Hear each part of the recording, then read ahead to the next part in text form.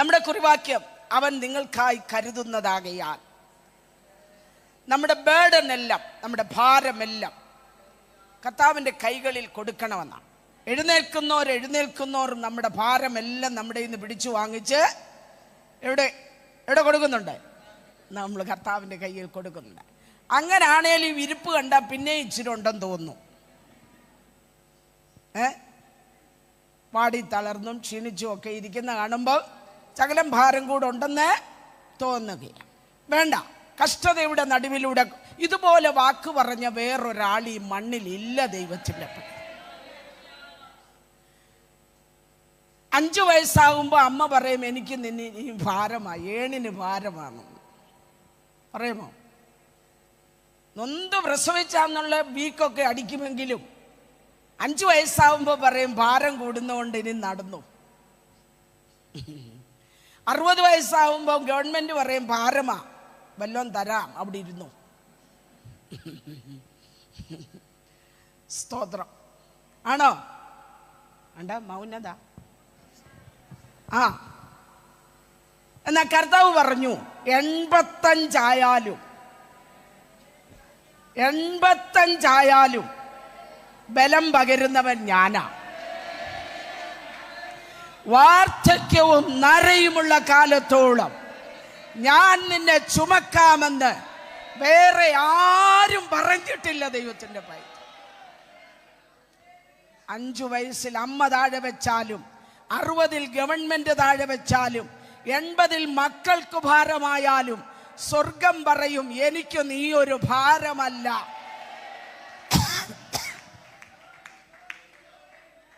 ഇനിയും ചിലതൂടെ പിടിച്ചടക്കാനുണ്ട്. ശരീരം ഇങ്ങനെ ക്ഷീണിച്ചാലും അകത്ത് ചിലരെയൊക്കെ അമർത്തുവാനുള്ള ഒരു ബലം ദൈവം പകരുകയാണ്.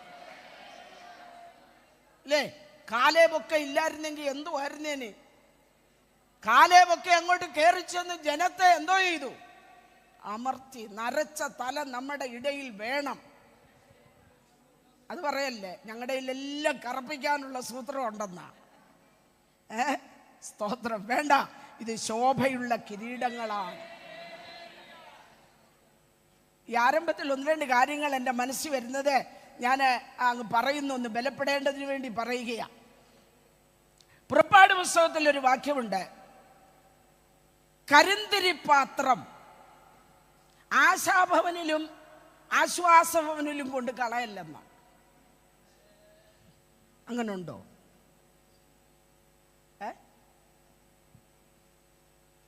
കരിന്തിരിപ്പാത്രം ഓൾഡ് ഏജ് ഹോമിൽ തട്ടരുത്.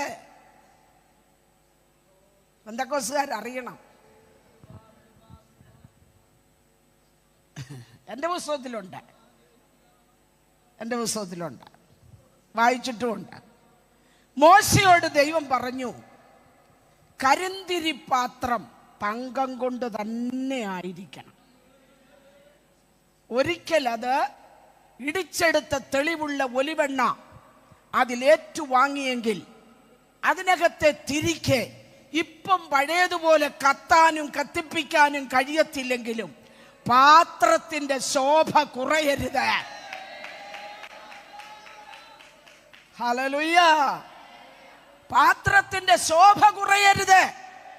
ഇപ്പൊ ഹല്ലേലൂയയ്ക്കൊക്കെ ബലം കുറഞ്ഞെങ്കിലും അവര് പറയുന്ന അനുഭവങ്ങളുടെ ആഴങ്ങളിൽ നിന്ന് പറയുന്ന ഹല്ലേലൂയയുടെ പവർ പിശാചിന്റെ ലോകത്തെ കിടിലം കൊള്ളിക്കുന്നതാണ്. ദൈവത്തിന്റെ അവരുടെ പ്രാർത്ഥന, അവരുടെ ആരാധന, അവർ നമ്മോടൊപ്പം ഉള്ളത് എത്ര അഭിമാനമാണെന്നറിയാമോ? ദൈവം അവരെ ദീർഘായുസ്സോടെ നമ്മുടെ നടുവിൽ ഇരുത്തട്ടെ. അവരെ ബഹുമാനിക്കാനും അനുസരിക്കാനും താങ്ങുവാനും. സ്തോത്രം. നല്ല താങ്ങു കൊടുക്കുന്ന കാര്യമല്ല ഞാൻ പറഞ്ഞു, താങ്ങാൻ. സ്തോത്രം.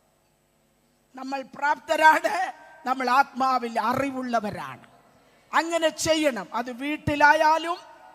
സ്തോത്രം. നീയും ഞാനും ഇന്ന് അനുഭവിക്കുന്ന, ഇന്ന് ചവിട്ടി നിൽക്കുന്ന പ്ലാറ്റ്ഫോമിന് വേണ്ടി ചോര നീരാക്കിയ സ്തോത്രം വിശുദ്ധന്മാരെ മറന്നു കളയരുത്. അവരുടെ പ്രാർത്ഥന മറന്നു പോകരുത്. അവരുടെ ഉപദേശത്തിന് ചെവി ചായിക്കണം. അതുകൊണ്ടാ മോശയോട് ദൈവം പറഞ്ഞു, കരിന്തിരിയാണ് എരിയുന്നതെന്ന് തോന്നിയാലും പാത്രത്തിന്റെ മാറ്റ് കുറയരുത്, അത് തങ്കം കൊണ്ട് തന്നെ ആയിരിക്കും. മാതാപിതാക്കൾ നമുക്കൊരു ഭാരമാകരുത്. നമ്മുടെ ചുറ്റുപാടും നടക്കുന്ന കാര്യങ്ങൾ നമ്മൾ വായിക്കുകയും കാണുകയും അയ്യോ എന്ന് വെക്കുകയും ചെയ്യുന്ന അനേക കാര്യങ്ങൾ ഇപ്പോൾ മീഡിയയിലൂടെ നടക്കുന്നുണ്ട്. നമ്മുടെ വീടുകളിൽ ഇത് സംഭവിക്കരുത്. പ്രൈസ് അല്ലോ. ആധാർ ഇല്ലാതെ, റേഷൻ കാർഡ് ഇല്ലാതെ, സ്ത്രീധനമില്ലാതെ, ID ഒന്നുമില്ലാതെ ഒരു കൊച്ചു ചാടി കയറി ഒരു വീട്ടിൽ ചെന്നു. അതാണ് ജീവിച്ച് കുത്തുവാള എടുത്തിരിക്കുന്ന വീട്ടിലോട്ടാ ചെന്നത്. ഒരു കുന്തവും ഇല്ല. അവിടെ പേര് രൂത്തെന്ന. ഒരൈഡിയും ഇല്ല, റേഷൻ കാർഡും ഇല്ല. എടി കൊച്ച, നീ റേഷൻ കാർഡും കൊണ്ടാന്നോ വന്നേ? അതൊന്നും എനിക്കില്ലെന്നു. വന്നിടത്തും ഒന്നും കൊണ്ടുവന്നില്ല, നിന്നിടത്തും ഒന്നുമില്ലായിരുന്നു. പക്ഷെ അവർ ഒന്നു ചേർന്ന് നിന്നപ്പോൾ പുത്തൻ അനുഭവങ്ങൾ അവരുടെ ജീവിതത്തിൽ തുറന്നു.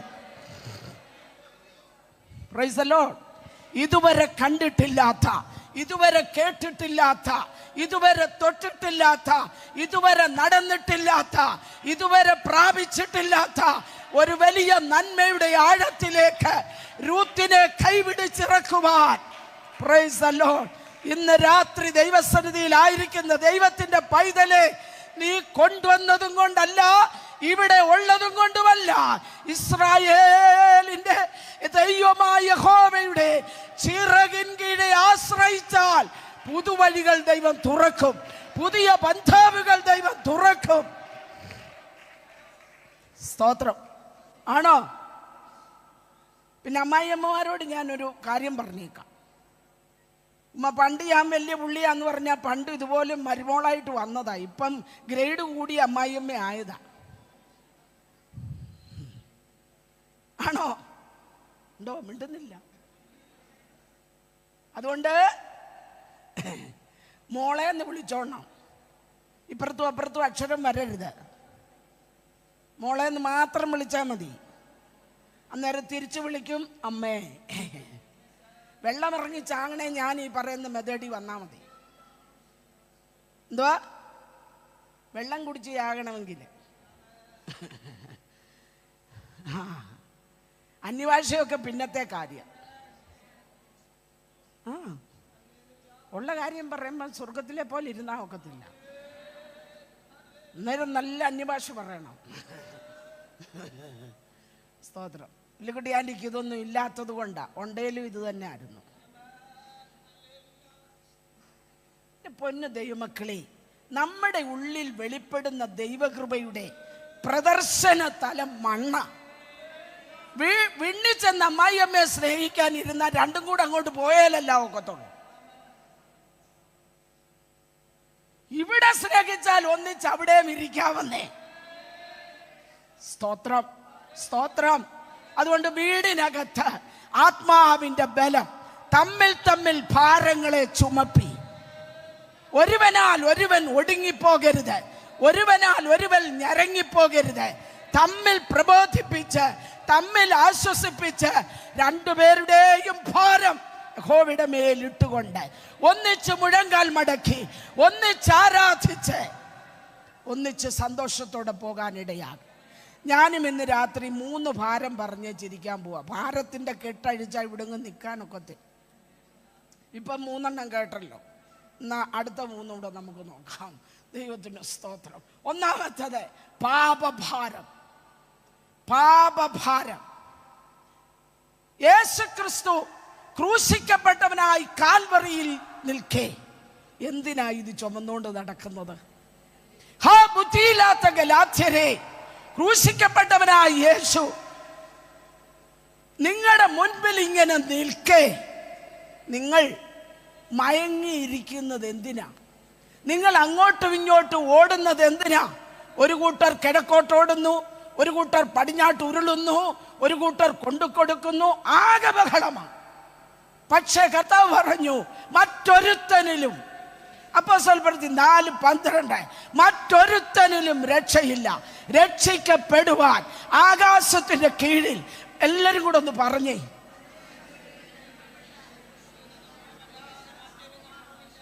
യേശുവല്ലാതെ മറ്റൊരു നാമമില്ലെന്നേ. അവന്റെ നാമത്തെ വിളിച്ചപേക്ഷിക്കുന്ന ഏവനും രക്ഷിക്കപ്പെടും. 1 യോഹന്നാൻ 1:7 അവന്റെ പുത്രനായ യേശുവിന്റെ രക്തം സകല പാപവും പോക്കി നമ്മെ ശുദ്ധീകരിക്കുന്നു. ഈ വിടുവിക്കപ്പെട്ട ദൈവത്തിന്റെ ജനത്തിന്റെ വായിൽ വീണ്ടെടുപ്പിന്റെ സന്തോഷമാണ്. ആണോ? രക്ഷയുടെ സന്തോഷമാണ്. പക്ഷെ നമുക്ക് സന്തോഷം വരണമെങ്കിൽ ഇങ്ങനൊന്നും പറഞ്ഞാൽ നമുക്ക് സന്തോഷം വരത്തില്ല. നമുക്ക് സാത്താനെ കുറിച്ച് 4 കാര്യം പറയുമ്പോൾ നമുക്ക് എന്നോ കയ്യടിയാന്നറിയാം. തമ്പുരാൻ ക്രൂശിക്കപ്പെട്ടെന്ന് പറയുമ്പം വാ തുറക്കുകയില്ല. ഇതാരാ ഇതെല്ലാം ഇങ്ങനെ തിരിച്ചെന്നറിയാൻ വയ്യ. ഞാൻ പറഞ്ഞല്ലോ, ഞാനൊരു 46 വർഷമായി ഈ വയലിലുണ്ട്. അന്നൊക്കെ പ്രസംഗം കേൾക്കുമ്പോൾ യേശുക്രിസ്തുവിന്റെ ക്രൂശീകരണം പറയുമ്പോൾ ഹല്ലേലൂയ, എന്തോ ഒരു അനുതാപമായിരുന്നു, എന്തൊരു സന്തോഷമായിരുന്നു. അത് ലോകം തരുന്നതല്ല, ലോകത്തിന് എടുക്കാൻ കഴിയുന്നതല്ല. ഓ ഹല്ലേലൂയ, ദാനമായി തന്നതാ രക്ഷ. ആണോ? ഒരു ഉദാഹരണം ദൈവമക്കളായതുകൊണ്ട് ഞാൻ പറയുകയാണ്. രക്ഷയുടെ ടിക്കറ്റ് എടുത്ത് ഈ സ്വർഗീയ വണ്ടിയിൽ കയറിയ നമ്മളോട് അതിന് ചേർന്നൊരു ഉദാഹരണം ഞാൻ പറയുകയാണ്. നമ്മളാന്നേലും ടിക്കറ്റ് എടുത്ത് വണ്ടിയെ കയറിയാൽ ആർക്കും സെൻറ്ററിൽ ഇരിക്കാൻ ആദ്യം ഇഷ്ടമില്ല. എവിടെ ഇരിക്കണം? സൈഡിലിരിക്കണം. എന്തിനാണെന്നറിയാമോ? ഇവിടുന്ന് കയറി ഇരിപ്പ് സുഗമമാക്കിയാൽ ഒന്നുകിൽ ഉറങ്ങണം, അല്ലെങ്കിൽ തെങ്ങേലും പ്ലാവേലും മാവേലും ഇരിക്കുന്ന മമ്മൂട്ടിയെ കണ്ടോണ്ട് അവിടെ വരെ പോകണം. ഇരിപ്പ് വണ്ടിക്കകത്താന്നേലും കയ്യും തലയും വെളിയിൽ.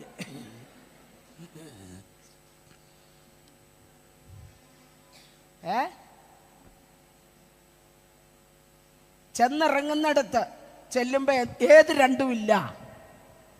ഇപ്പൊ സഭാഗോളിലും ഇത് രണ്ടുമില്ല. എന്തോ രണ്ടുമില്ല? എൻ്റെ കൂടെ നിന്നോണം, ഇന്ന് പോയി പറ്റി നടക്കണമെങ്കിൽ. എന്തോ രണ്ടുമില്ല. അതുകൊണ്ടാണ് നമ്മൾ പറയുന്നത്, കൈ കൊണ്ടുവന്നിട്ടുള്ളവർ പൊക്ക് അടിക്ക്. കയ്യും തല എവിടെ ആയിരുന്നു? കൊണ്ടുവന്നിട്ടുണ്ടെങ്കിൽ ഒന്ന് രക്ഷയുടെ സന്തോഷം അകത്തു വരുമ്പോൾ ആരും പറയാതെ നിന്റെ കരം അടിയപ്പെടും.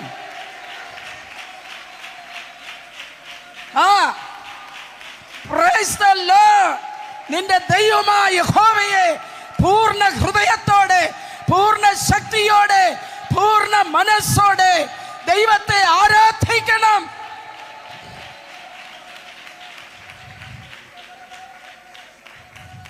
സ്തോത്രം, സ്തോത്രം. പിന്നെ ഈ വണ്ടിയെ വേറൊരു കൂട്ടരുണ്ട്. കയറുമ്പം ഒരു ടിക്കറ്റൊക്കെ നല്ല ഭദ്രമായിട്ട് എത്രയും ചുരുട്ടാമോ അത്രയും ചുരുട്ടി ചിലർ ചെവിയുടെ പുറകിൽ വെക്കും, ചിലർ വാച്ചിനിടയിൽ വെക്കും, ചിലർ ഈ കയ്യെത്താത്ത ബായിനകത്തോട്ട് താക്കും. പിന്നെ ഇതെവിടാ വെച്ചതെന്നറിയാൻ വയ്യ. മനസ്സിലാവുന്നുണ്ടോ? ഞാൻ പറഞ്ഞ ആശയത്തിൽ വന്നോണം. പിന്നെ സുഖമായിട്ട് ഇരിക്കും. കുറച്ചങ്ങോട്ട് ചെല്ലുമ്പോൾ ആരേലും ഒരാളൊന്ന് കൈ കാണിക്കുമ്പോൾ ഡ്രൈവർ ഒരു ചവിട്ടി ചവിട്ടുമ്പോൾ മൂക്കി എന്ന് മുന്നിലിടിക്കും. ആരോടാ ദേഷ്യം? നമുക്കൊരു ചിന്തയുണ്ട്, നമ്മൾ കയറിയാൽ പിന്നെ ആ വണ്ടിയിൽ ആരും കയറല്ലെന്ന്. എങ്ങും നിർത്തരുത്, ഇത് നടക്കുകയില്ല. ഇടയ്ക്കിടയ്ക്ക് അമ്മയും കുഞ്ഞും കയറും, ഇടയ്ക്കിടയ്ക്ക് മറ്റു പലരും കൈ കാണിക്കുന്ന വണ്ടിയായത്. തിരുവനന്തപുരത്ത് മാത്രമല്ല, അങ്ങ് കാസർഗോഡ് വരെ, ഹല്ലേലൂയ, മാത്രമല്ല ഭൂമിയുടെ ഒരറ്റം മുതൽ മറ്റേ അറ്റം വരെ ഓടുന്ന വണ്ടിമേൽ. സ്വത്രം സ്വത്രം സ്വത്രം സ്വത്രം.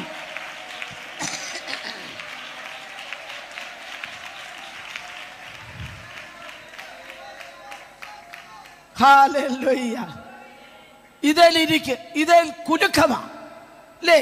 അന്നേരം മേല് നൊന്താൻ നമ്മൾ നിയന്ത്രിക്കുന്നവരോട് ഇച്ചിരി ദേഷ്യപ്പെടും, അവർ കേട്ടില്ലല്ലോ. ഇതൊക്കെ തന്നെയാണ് നമ്മളും ചെയ്തോണ്ടിരിക്കുന്നത്. മേല് നോവുമ്പോൾ നമുക്കെന്താ വരും? വരും. കുറച്ചങ്ങോട്ട് ചെല്ലുമ്പോൾ സ്റ്റോപ്പിൽ അല്ലാത്തിടത്തൊരുത്തൻ കൈ കാണിച്ചു. ബസ് സ്റ്റോപ്പിൽ അല്ലാത്തിടത്തൊരുത്തൻ കൈ കാണിച്ചു. ഡ്രൈവർ ഒറ്റ ചവിട്ടി അവിടെ നിന്നു. 2 പേര് കയറി. സ്തോത്രം. വണ്ടി മൊത്തം നോക്കി. ടിക്കറ്റ് ഇല്ലാത്തവനെ എല്ലാം നോട്ട് ചെയ്തു.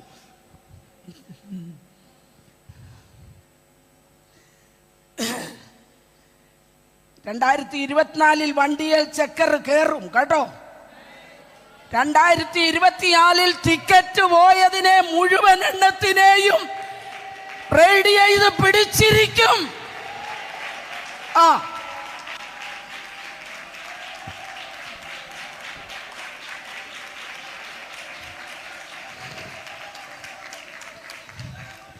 ജഡീക ഉല്ലാസത്തിന് കണ്ണു പോയിടത്തൊക്കെ ഹൃദയം പോയിടത്ത്, ഹൃദയത്തെയും കൊണ്ടുപോയിടത്ത്. സ്തോത്രം. അങ്ങനെയുള്ളവരുടെ ഒന്നും കയ്യിൽ എന്തോ ഇല്ല. സൂക്ഷിച്ചു. ഇടയ്ക്ക് എവിടെയും ഒരു ചവിട്ടി നിൽപ്പുണ്ട്. അവിടെ ചാടിക്കേറിയാൽ ആ വണ്ടിക്കകത്തോട്ട് നിങ്ങളും നോയിക്ക്.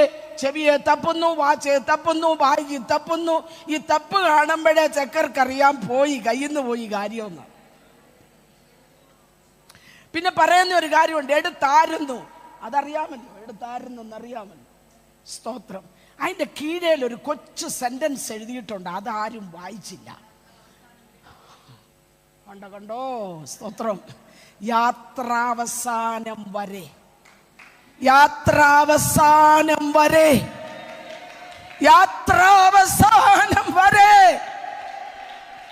ഒരു മാസയോഗം കഴിയുമ്പോൾ ടിക്കറ്റ് കയ്യിൽ നിന്ന് പോകരുത്. ഒരു ക്യാമ്പ് കഴിയുമ്പോൾ ടിക്കറ്റ് കയ്യിൽ നിന്ന് പോകരുത്. ഒരു ആരാധന കഴിയുമ്പോൾ, ഒരു കമ്മിറ്റി കഴിയുമ്പോൾ, ഒരു പൊതുയോഗം കഴിയുമ്പോൾ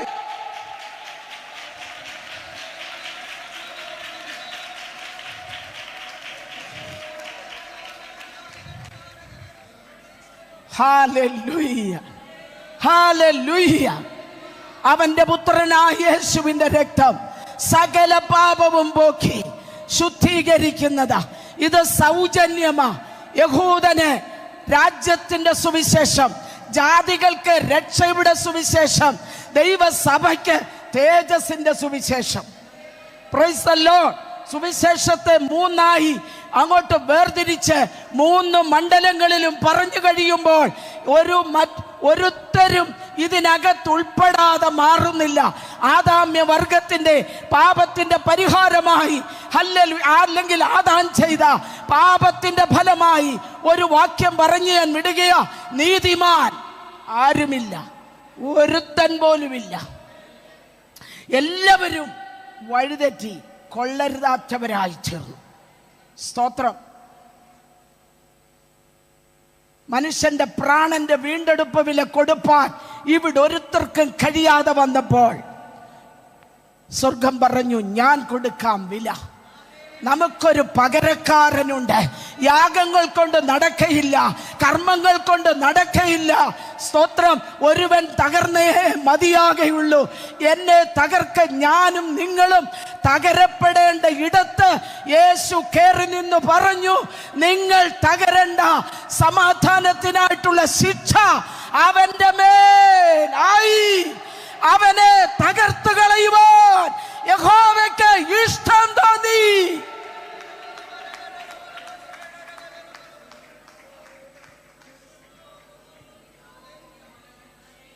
പ്രൈസ് ദി ലോർഡ്.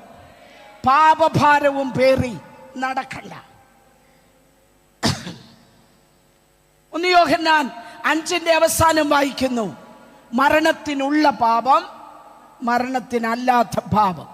മരണത്തിനുള്ള പാപം ചെയ്താൽ, പാപം ചെയ്യരുത്. കുഞ്ഞുങ്ങളെ, നിങ്ങൾ എന്ത് ചെയ്യരുത്? വിശ്വാസിയോട് പറയുക, ഇന്ന് രാത്രി ഇവിടെ യേശു ക്രിസ്തുവിനെ രക്ഷകനായി അംഗീകരിക്കാത്ത സ്തോത്രം. ആരെങ്കിലും ഈ രാത്രി ഇവിടെ ഉണ്ടെങ്കിൽ ഒരൊറ്റ അവസരം വരികയാ. നീ എങ്ങും പോവണ്ട. നിന്റെ പ്രാണനെ അധമപാതാളത്തിൽ നിന്ന് വിടുവിച്ച് നിത്യതയ്ക്ക് നിന്നെ യോഗ്യനാക്കുന്ന ഒരൊറ്റ മെതേഡ്. യേശുവേ, എന്റെ പാപങ്ങളെ ക്ഷമിക്കണമേ. അങ്ങ് എനിക്ക് വേണ്ടിയാണ് ക്രൂശിൽ മരിച്ചതെന്ന് ഞാൻ വിശ്വസിക്കുന്നെന്ന് പറയുമ്പോൾ സ്വർഗം തുറക്കും, ജീവന്റെ പുസ്തകത്തിൽ പേരെഴുതും. അതിൽ എഴുതി കാണാത്ത ഏവനെയും കത്തുന്ന തീപ്പൊയ്കയിൽ തള്ളിയിടും.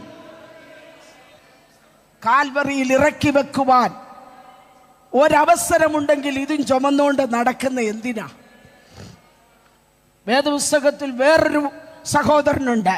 നമ്മളെല്ലാം കൂടെ കൊച്ചന് മുടിയംപുത്രൻ എന്ന് പേരിട്ടു. അതെന്തിനാണെന്നറിയത്തില്ല, അതാരായിട്ടെന്നും അറിയത്തില്ല. കയ്യിലിരിപ്പ് കൊണ്ട് വീണ് കിട്ടിയ പേരാ.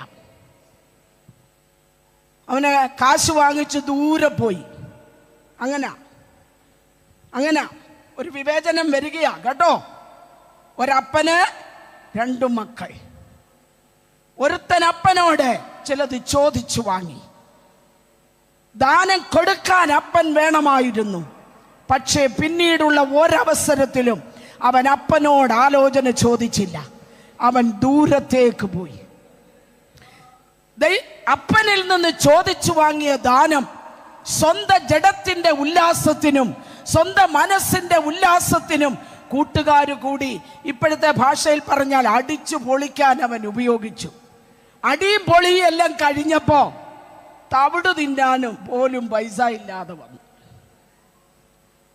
സ്തോത്രം. അവന് തോന്നി ഈ പോക്ക് വേണ്ട, തിരിച്ചു നടക്കാം.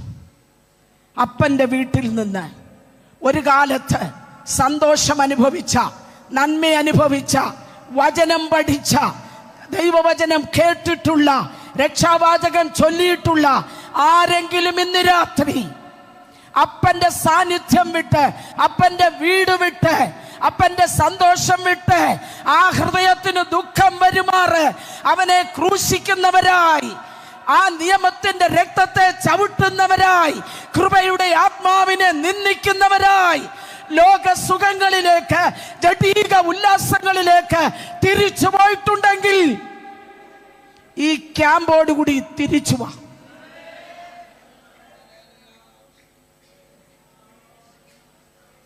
നീ മടങ്ങി വരാൻ തീരുമാനിച്ചാൽ കണ്ണിൽ എണ്ണയൊഴിച്ച് കാത്തിരിക്കുന്ന ഒരപ്പനുണ്ട്. നിന്റെ വസ്ത്രത്തിലെ ചെളി അവൻ ചോദിക്കയില്ല. ഹല്ലേലൂയ. ഏതൊക്കെ ഹോട്ടലിലാ പോയെന്ന് ചോദിക്കയില്ല, കാശ് എന്തിയെന്ന് ചോദിക്കയില്ല, നീ എന്റെ നേറ്റു വാങ്ങിയത് എന്തിയെ എന്ന് അപ്പൻ ചോദിക്കയില്ല. ആ അപ്പൻ പറയും, ഈ എൻ്റെ മകൻ മരിച്ചവനായിരുന്നു, അവൻ തിരിച്ചു വന്നു. ദൈവത്തിന്റെ ജനമേ, കരുതുന്ന ഒരപ്പൻ, വീണ്ടും സ്നേഹിക്കുന്ന ഒരപ്പൻ കൂടെയുള്ളപ്പോൾ നീ എന്തിനാ ഈ പാപഭാരവും ചുമന്നു നടക്കുന്നത്? Praise the Lord, praise the Lord. രണ്ടാമത്തെ ഭാരം, ജീവിത ഭാരം. സ്തോത്രം. എന്തുവാ? ജീവിതഭാരം. ഈ ആവേശം കയറി കർത്താവിന്റെ പുറകെ ശിഷ്യന്മാരെല്ലാം കൂടി ചാടി എന്ന് ഞാൻ പറയുമ്പോൾ നിങ്ങൾ മിണ്ടുകയല്ലെന്ന് എനിക്കറിയാം. ഉള്ള ജോലിയെല്ലാം കളഞ്ഞ് ചാറിന്റെ പുറകെ ഇറങ്ങി തിരിച്ചു. കുറച്ചങ്ങോട്ട് പോയി കഴിഞ്ഞപ്പോൾ അവർ ചോദിച്ചു, എന്ത് തിന്നും? ഇപ്പൊ എന്തോ തിന്നണമെന്ന അല്ലേ? എന്തു തിന്നും, എന്തു കുടിക്കും, എവിടെ വസിക്കും, എന്തുടുക്കും, ഇത്രയും കാര്യമാണ്. അപ്പൊ കർത്താവ് എന്തോ ചെയ്തു? ജീവിതഭാരം വല്ലാതെ അങ്ങോട്ട് അക്ഷരത്തിലൂടെ യേശുവിൻ്റെ അടുക്കലോട്ട് വന്നപ്പോ ഇങ്ങോട്ട് വിളിച്ചിറക്കിയിട്ട് പറഞ്ഞു, ആണ്ട് ആ മരക്കൊമ്പയിലിരിക്കുന്ന കാക്കയെ നോക്കാം. നമുക്ക് ഈ വിധ കാര്യങ്ങളില്ല, കാരണം ഫോണിൽ നിന്ന് തലപൊക്കിയാലേ കാക്കയെ കാണാനൊക്കത്തുള്ളൂ.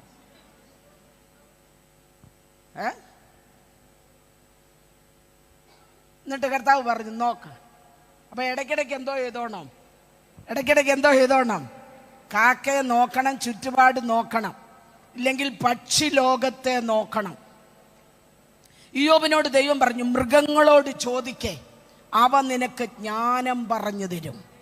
സ്തോത്രം. പക്ഷിയോട് ചോദിച്ച് യേശു പറഞ്ഞു, വിതയ്ക്കുന്നില്ല, കൊയ്യുന്നില്ല, കളപ്പുരയിൽ.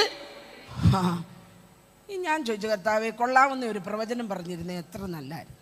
മകനെ, ഭാരപ്പെടണ്ട, ഞാൻ പോവാൻ ഇനി കുറച്ച് നാളൂടെ ഉള്ളൂ, അപ്പോഴത്തേക്ക് ഗലീലയിൽ ഒരു 2 നില ഞാൻ. അത് പറയുന്നതായിരുന്നു ഒരാശ്വാസം. അല്ലേ? വേണ്ടെന്നല്ല, ഇതൊക്കെ കർത്താവ് തരുന്നേ വാങ്ങിച്ചോണ്ട്, അതൊന്നും നമ്മൾ പ്രശ്നമല്ല. പക്ഷേ ആകുല ചിന്തയും ജീവിതഭാരവുമായി യേശുവിൻ്റെ പിന്നാലെ ചെന്ന ശിഷ്യന്മാരോട് യേശു പറഞ്ഞു, കാക്കയെ നോക്ക. രണ്ടാമത് പറഞ്ഞ എന്നാ? താമരയെ. നമുക്കൊക്കത്തില്ല. ഇത് ഉറക്കത്തിൽ പോലും വന്നെങ്കിൽ ഉടനെ ചാടി എണ്ണിച്ച് BJPയുടെ പോരാട്ടത്തെ നമ്മൾ എന്തോ ചെയ്യും? ശ്വാസിച്ചു ഫൽസിച്ചു വകവരുത്തും. താമര കാണിക്കാനേ ഒക്കത്തില്ല, സ്വപ്നത്തിൽ പോലും.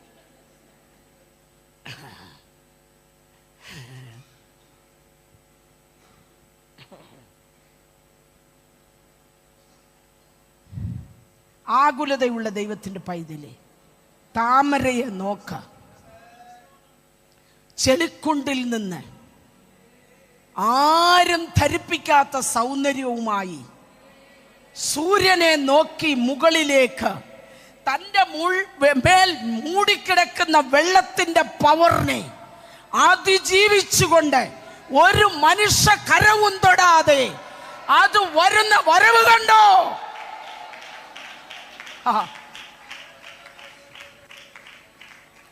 സ്തോത്രം, സ്തോത്രം, സ്തോത്രം. ശ്രദ്ധ അങ്ങോട്ടും ഇങ്ങോട്ടും കളയൽ. ഭാരമൊഴിഞ്ഞെങ്കിൽ സന്തോഷത്തോടെ ദൈവത്തെ സ്തുതിക്കണം. ജീവിതഭാരം ഇന്നുമുണ്ട്, ഇല്ലയോ? ജീവിതഭാരം ഇന്നുമുണ്ട്.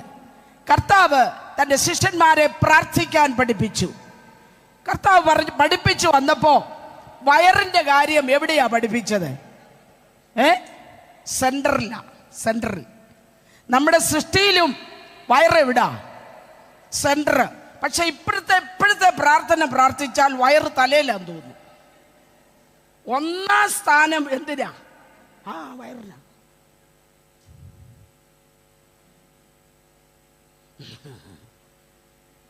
നിങ്ങൾ വിചാരിക്കും ഇവരെ എവിടുന്ന് കൊണ്ടുവന്നല്ലേ? ഇവിടൊക്കെ തന്നെ ഉള്ളതാ. ഞാൻ വായിക്കുമ്പോൾ എനിക്ക് ഇങ്ങനെയൊക്കെയാ വെളിപ്പെടുന്നത്.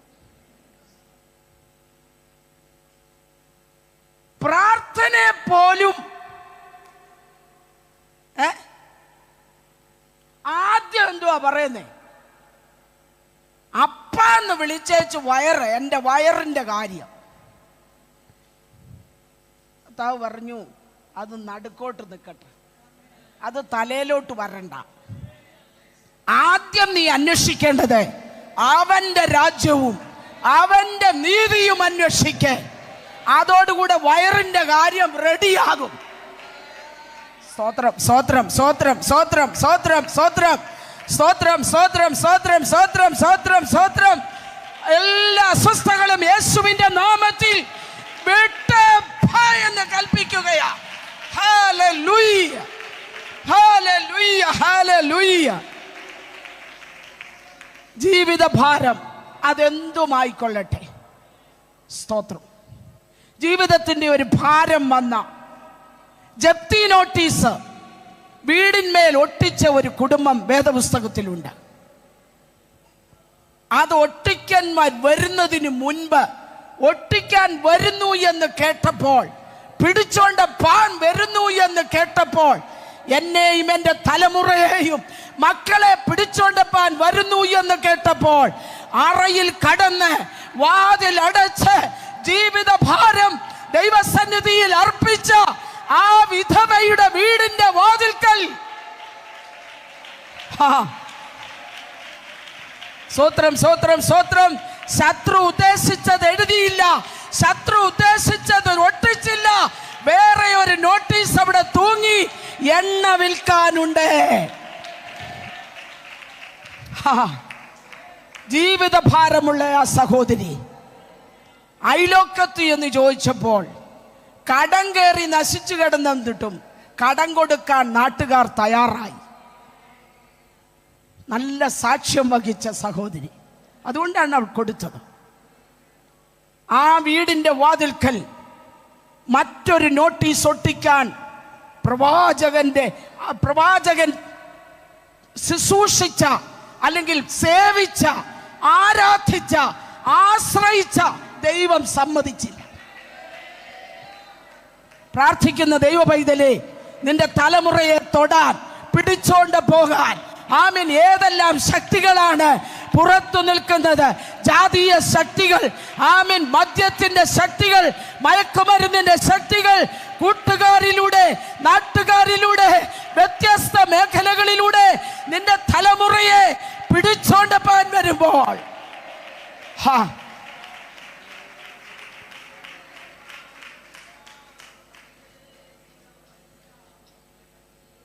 സമ്മതിച്ചില്ല. അടുത്തത് ശുശ്രൂഷാഭാരം. ശുശ്രൂഷാഭാരം. സംഖ്യാപുസ്തകം 11-ാം അധ്യായത്തിന്റെ 11 മുതൽ 14 വരെയുള്ള വാക്യങ്ങളിൽ മോശ ദൈവത്തോട് പറയുന്ന ഒരു കാര്യമുണ്ട്, സങ്കടം. എൻ്റെ ദൈവമേ, ഇതിനെയെല്ലാം വഹിക്കാൻ ഞാൻ ഇതിനെയെല്ലാം എന്തോ ചെയ്ത സഹിച്ചുവോ? ഈ മോശയ്ക്കുള്ള 1-2 കുഴപ്പം, മോശയുടെ കൂടെ സംഭവിച്ച ശുശ്രൂഷയ്ക്ക് ഭാരം വരുത്തിയ ചിലർ കൂടെ ഉണ്ടായിരുന്നു. ഇങ്ങോട്ട് ശ്രദ്ധിച്ചേ. ആദ്യത്തെ പ്രശ്നം അഹരോനായിരുന്നു. എല്ലാത്തിനും കൂടുണ്ടേലും ദൈവം മോശയോട് പറഞ്ഞു, കുറച്ച് ദിവസം എൻ്റെ അടുക്കലോട്ടൊന്ന് കയറി വാന്ന് പറഞ്ഞു. മോശ BSNL ഓഫ് ചെയ്തു, ജിയോ ഓഫ് ചെയ്തു. ഇപ്പം 3-4 സിമ്മല്ലയോ, എല്ലാം ഓഫ് ചെയ്തു. എന്നിട്ട് നേരെ എങ്ങോട്ട് പോയി? പർവ്വതത്തിലേക്ക് കയറി. എൻ്റെ കൂടെ വന്നോണം, സമയമില്ല, 8 മണിയാകാൻ തുടങ്ങുക. നിങ്ങളെക്കാൾ ധൃതി എനിക്കുണ്ട്. നീ അങ്ങ് ആറന്മുള വരെ പോകണം. ഇതെല്ലാം ഓഫ് ചെയ്തേച്ച് ഹൂറിനോടും അഹരോനോടും പറഞ്ഞു, എല്ലാം നോക്കിക്കണ്ട് ചെയ്തോണം. ഇപ്പോഴത്തെ ഹൂറിനെ അഹരോനെ ഒന്നും അങ്ങനെ ഏൽപ്പിക്കാൻ ഒക്കത്തില്ല. 10-20 ദിവസം കഴിയുമ്പോൾ വരുമ്പോൾ കസറ കാണത്തില്ല, ഹൈജാക്കി ചെയ്ത് കളയും. കാരണം ഇപ്പോൾ അക്കൂറിയത്തിലാണല്ലോ മീൻപിടുത്തം. എവിടാ? അക്കൂറിയത്തില്ല മീൻപിടുത്തം. അതാകുമ്പോൾ ഇത്രയേ ഉള്ളു, വല മതി. ഇങ്ങനെ വീശിയൊന്നും എന്ത് ചെയ്യണ്ട, എറിയണ്ട. കൊമ്പുള്ളതും തെന്നലുള്ളതും ഒന്നും വേണ്ട. കൊള്ളാവുന്നതും കാണാൻ കൊള്ളാവുന്നതും ഒരു പൊലിപ്പുള്ളതും ഒക്കെ അക്വേറിയത്തിലുണ്ടല്ലോ. എൻ്റെ കൂടെ ഉണ്ടോ? ഇപ്പോഴാ ട്യൂബ് ലൈറ്റ് പോലെ കത്തി വരുന്നേ ഉള്ളൂ. ഇട്ടുടനെ കത്തുകയില്ല, ഒരു 2 മിനിറ്റ് കഴിഞ്ഞേ എന്ത് ചെയ്യത്തുള്ളൂ, കത്തുള്ളൂ. അഹരോൻ എൻ്റെ കാര്യങ്ങളെല്ലാം ചെയ്യട്ടെന്ന് പറഞ്ഞു. മോശ എന്തോ ചെയ്തു, ഇതെല്ലാം ഓഫ് ചെയ്ത് താഴെ വെച്ചേച്ച് എങ്ങോട്ട് കയറിപ്പോയി? പർവ്വതത്തിൽ കയറിപ്പോയി. എനിക്കവിടെ പ്രധാനപ്പെട്ടായിട്ട് തോന്നിയത് 6 ദിവസം യഹോവ മിണ്ടിയില്ല. എന്തുവാ? വേദോസ്തവത്തിലെ കാര്യമാണ് ഞാൻ ഈ പറയുന്നത്. 6 ദിവസം മിണ്ടിയില്ല. എൻ്റെ ദൈവമേ, എത്ര ലക്ഷം വിശ്വാസികളുണ്ട്. ഏറ്റവും വലിയ ശുശ്രൂഷ മോശ ചെയ്യുന്ന ശവമടക്ക് ശുശ്രൂഷയാണ്. ആണോ? ചേടാ, ഇവരുടെ ഇരിപ്പ് കണ്ടിട്ട് മന്ന പൊഴിയുക, തിന്നുക, ചാകുക, വെള്ളം കുടിക്കുക, ചാകുക. കാരണം കയ്യിലിരിപ്പ് കൊണ്ടാ, വെള്ളത്തിന്റെ അശുദ്ധി കൊണ്ടല്ല. കാരണം നല്ല മന്ന വീണാലും പിറുപിറുപ്പ്, ദ്രവ്യാഗ്രഹം അല്ലെങ്കിൽ ദുരാഗ്രഹം ഇതെല്ലാം ചേർത്ത് എൻഡോസൾഫാനും എല്ലാം ചേർത്താ ഇത് കടിക്കുന്നതാ.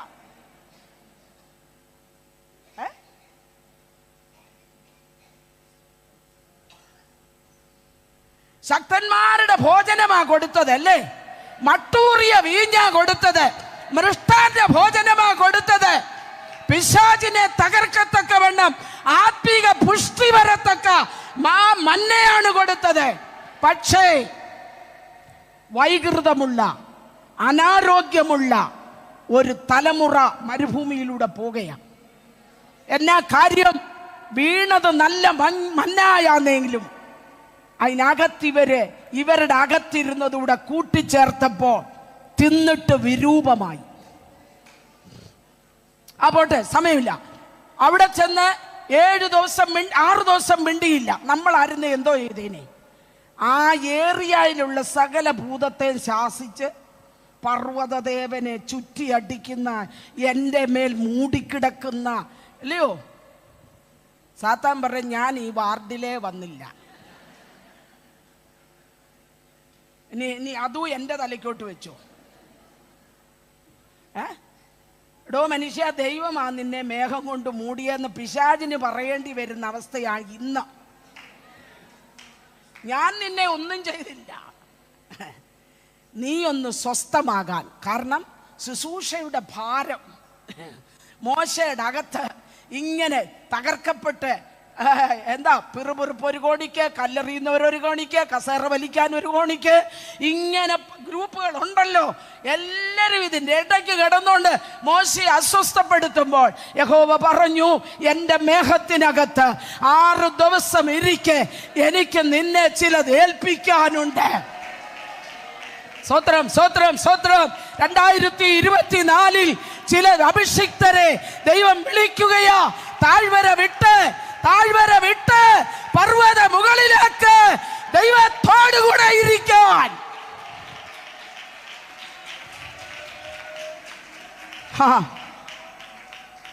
സ്തോത്രം.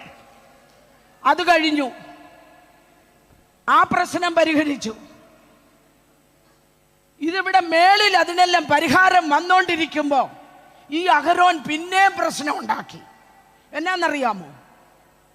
ഈ പുള്ളിയുടെ ഈ നീളക്കുപ്പായത്തിനകത്ത് ഒരു ഉളി ഉണ്ടായിരുന്നു. എന്തോ ഉണ്ടായിരുന്നു?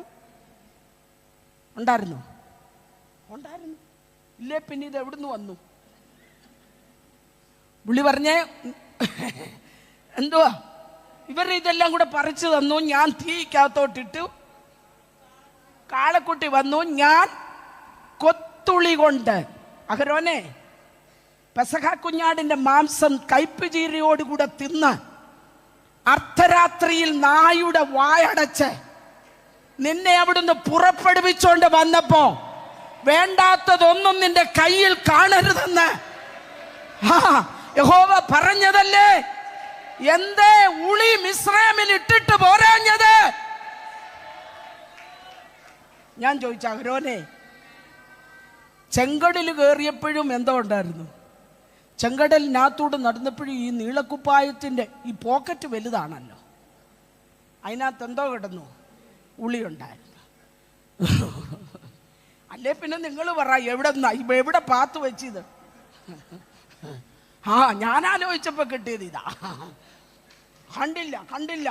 ഒരു 7 ഇരുന്നു, ഒരു 40 ഇരുന്നു.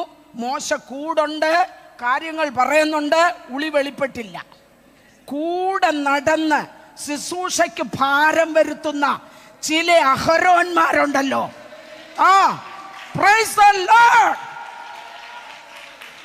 നിന്റെ കൂടെയാണ് നടക്കുന്നതെങ്കിലും ഇടയ്ക്കിടയ്ക്ക് ഉളി വെളിപ്പെടുത്തി മുറിവേൽപ്പിക്കുന്ന, ജനത്തെ കെട്ടഴിച്ചു വിടുന്ന രാധാമാന അതൽഖരാധന. ഹല്ലേലൂയ. ആരാധനയ്ക്ക് ഈ സ്റ്റൈല് പോരാന്ന് അഹരോൻ ഒരു തോന്നലേ. പിന്നെന്തോ വേണം? ആരാധനയുടെ സ്റ്റൈല് മാറ്റി. എന്തുവാ? ആരാധന ആഘോഷമല്ല, ആർഭാടമല്ല, ലോകത്തിന്റെ യാതൊരു മെത്തേഡുമല്ല. ആരാധന യാഗമാണ്. യാഗം വെട്ടണം, നുറുക്കണം, തൊലിയുരിയണം, കണ്ണം കണ്ണമായി വെക്കണം.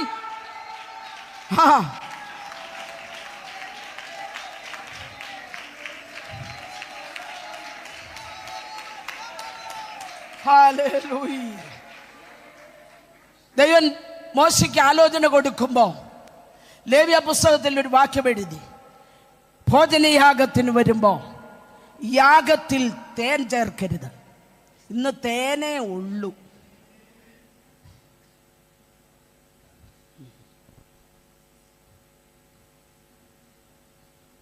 റോമാലേഖനം 12:1-2. അതുകൊണ്ട് സഹോദരന്മാരെ, ഞാൻ ദൈവത്തിന്റെ മനസ്സലി ഓർപ്പിച്ച് നിങ്ങളെ പ്രബോധിപ്പിക്കുന്നത്, നിങ്ങൾ അപ്പൊ ആരാധനയിൽ എന്തോ വേണം? ബുദ്ധിയുടെ വേണം. അങ്ങ് ആരാധനയെ ബുദ്ധി കയറി ഭരിക്കല്ലെന്നേ ഉള്ളൂ. തലേന്ന് തുണി പോയാൽ അറിയണം, ചാടിച്ചാടി ഇങ്ങോട്ട് പോയാൽ അറിയണം, ഇവിടുന്ന് ചാടിച്ചാടി അങ്ങോട്ട് പോയാൽ അറിയണം.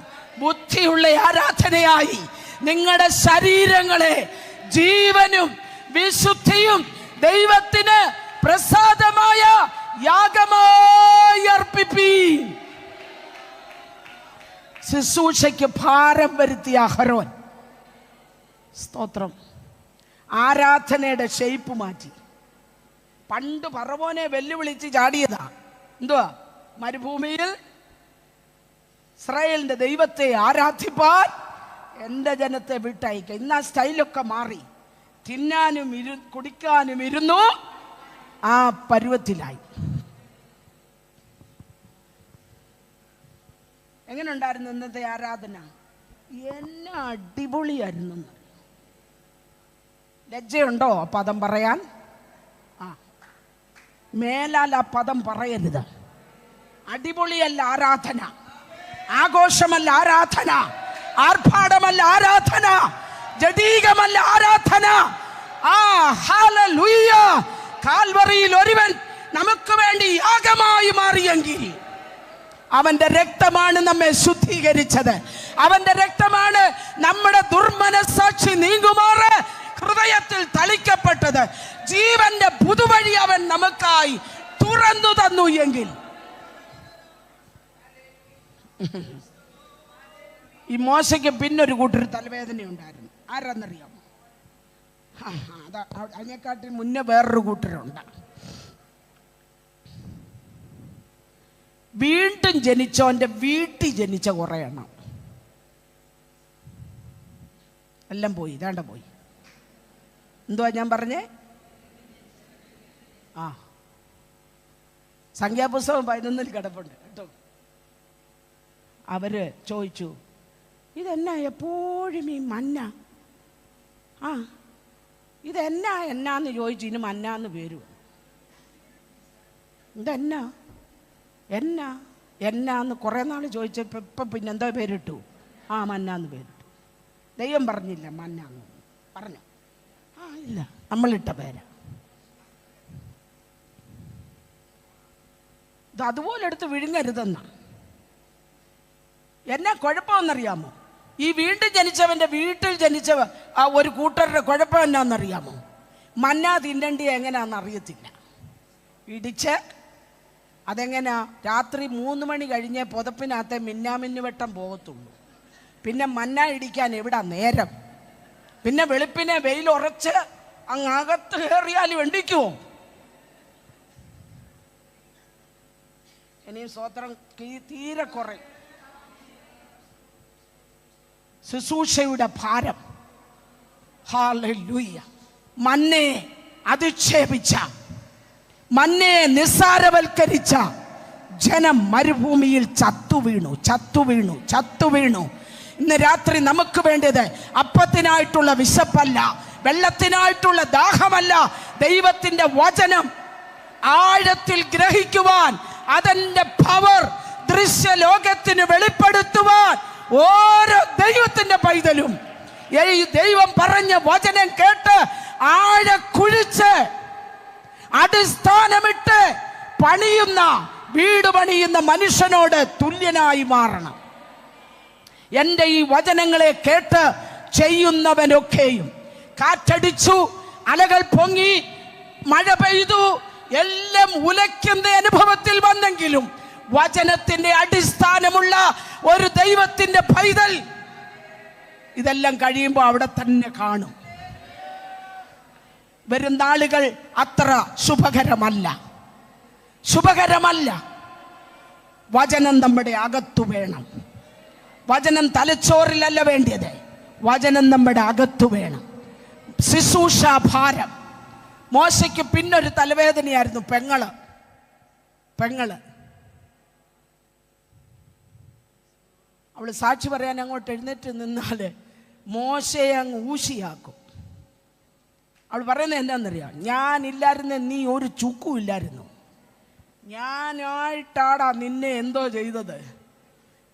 രാജാവിൻ്റെ കോപത്തിൽ നിന്ന് രക്ഷിച്ച് ഞാൻ എന്ത് കഷ്ടപ്പെട്ടാ ചെന്ന് ഞാങ്ങനെ വെട്ടിക്കൊണ്ട് വന്ന്. നമ്മളിവിടെ 10 മാസത്തെ കഥ പറഞ്ഞ് പിള്ളേരുടെ നിന്ന് കാശ് പേടിപ്പിച്ച് വാങ്ങിക്കുമല്ലോ. എടാ നിന്നെ ഞാൻ എന്തോ ചെയ്തു. ഞാൻ അന്നേരം ചോദിക്കാം, അങ്ങനത്തെ അമ്മമാരോട് ഞാൻ ചോദിക്കാം, ആന 2.5 കൊല്ലം കൊണ്ട് നടന്നു, അപ്പം അതിന് എത്ര നാൾ കൊടുക്കണം? ആനേ നമുക്ക് ഈ 10 മാസത്തെ എന്ത് കണ്ണുനീരതിന് വെറുതെ കളയുന്നതെന്നറിയാമോ? ഇതിവനെ അറിയത്തില്ലയോ? അറിയാം. ഈ മിറിയാം കയറി നിന്നോണ്ട് നാത്തൂൻ പോരെ, എന്തോ പോരാ, കണ്ടോ ആത്മാവും പോയി, എല്ലാം പോയി. ചുമ്മാ കൈകൊട്ടിട്ട് കാര്യമില്ല. ബന്ധങ്ങൾ ക്ലിയർ ആകണം. ബന്ധങ്ങൾ ക്ലിയർ ആകണം. നാത്തൂൻ പോര്. ഈ ആരാധനയ്ക്ക് മുന്നിലും വീട്ടിൽ ചെല്ലുമ്പം വെറും നാത്തൂനാകും. ആരാധിക്കാൻ വരുമ്പോ എന്തോ പാടുന്നേ, ശത്രു സൈന്യം ഒന്നാകാവേ, ചിഞ്ചിലൊക്കെ അങ്ങോട്ട് അമ്മാമയങ്ങ് തകർക്കല്ലേ. വീട്ടില് സിപ്പോറയെ കാണുമ്പോ കവിളത്ത് വയറ് വരും. 2 കഞ്ഞി 2 കൂട്ടാൻ. ഇതുവഴി കയറി വരുമ്പോ ഇതുവഴി പോവും. ഇവിടെ ഇരിപ്പുണ്ടെങ്കിൽ ഇന്ന് രാത്രി ക്രമീകരണം പ്രാപിച്ചോണം. മിറിയാമേ, നീ ആരാധനയ്ക്ക് മുൻപന്തിയിലാന്നേലും അഭിഷിക്തന് തലവേദന ഉണ്ടാക്കരുത്. ജനത്തിന്റെ നന്മയെ തടയരുത്, ജനത്തിന്റെ വഴി തടയരുത്. പാളയത്തിൽ 7 ദിവസം അടച്ചിടേണ്ടി വരുന്ന അവസ്ഥ നീ ഉണ്ടാക്കരുത്. ശുശ്രൂഷ ഭാരം. ഇവിടെ എല്ലാം ഞരങ്ങുന്നതാരാ?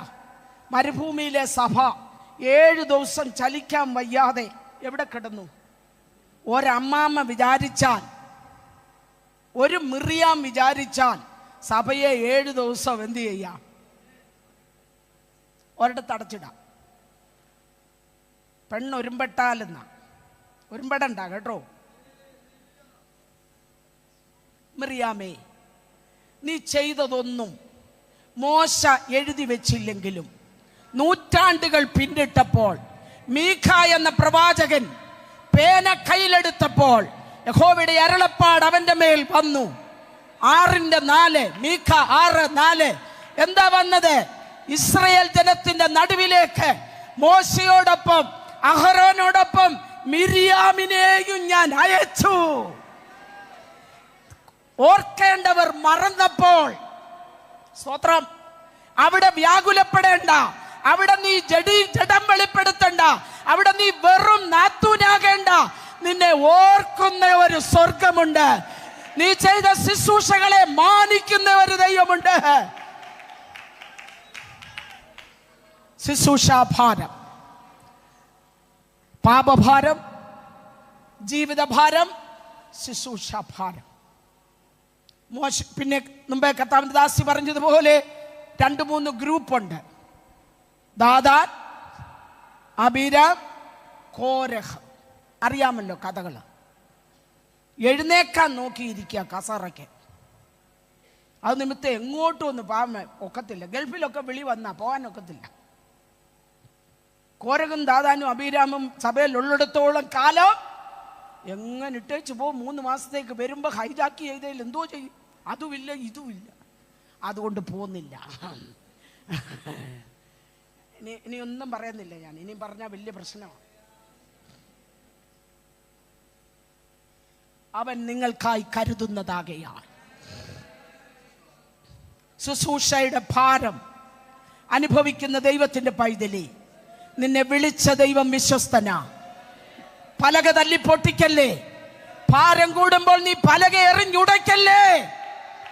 പണിതതിനെ ഒന്നും ഇടിച്ചു പൊടിക്കല്ലേ. പലക പോയാൽ പിന്നെ അതുപോലൊരു 40 നീ ഇരിക്കേണ്ടി വരും.